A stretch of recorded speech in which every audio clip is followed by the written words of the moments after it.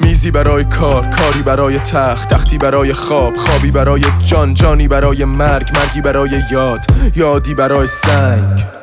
چه قشنگ گفت پناهی که ما پناهی نداریم و نیست راه فراری.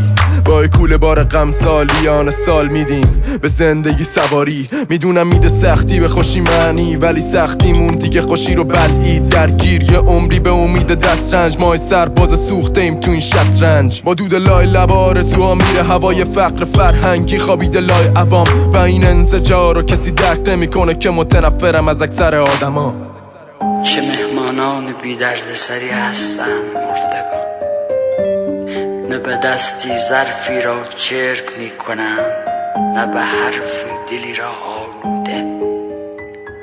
تنها به شمعی قانند و اندکی یه جرقه میخوام که یه دنیا بسازه، نه از واقعیت برام یه رویا به بافه لفافه نباشه و شعر و شفاف شهر بده. شک از سونگاه شهرم کم بشه، شاید بشه شادی برگرده. خیلی وقت روشنایی غر کرده، میخوام تا شب بره سیاهی کمتر شه. هر سر به زیری یه جا سرکش میشه وقتی خاطره از آرزو کمتر شه. انتخاب ما نبود این جبر جغرافیایی، اما محکومیم همیشه به جنگ با سیاهی. جوونیم جوونی نکردیم و پیر شدیم، زندگی رمق نفس و از بیخ برید. این اختلاف فقر و زنده نگهدار، زنده باش زنده باد. زبونی که از حق گفت نه مثل اکثریتمون حزب باد. زنده رو میکشیم و میکنیم گریه پاشنوش دارو بعد مرگ ما بی انقصاص. راه طولانی صبر ما بی اندازه کم، ساحل نداره سمت دریای غم. سرما به تن میکوبه و سرمایه کم در وصفش کم میاره ابیات من.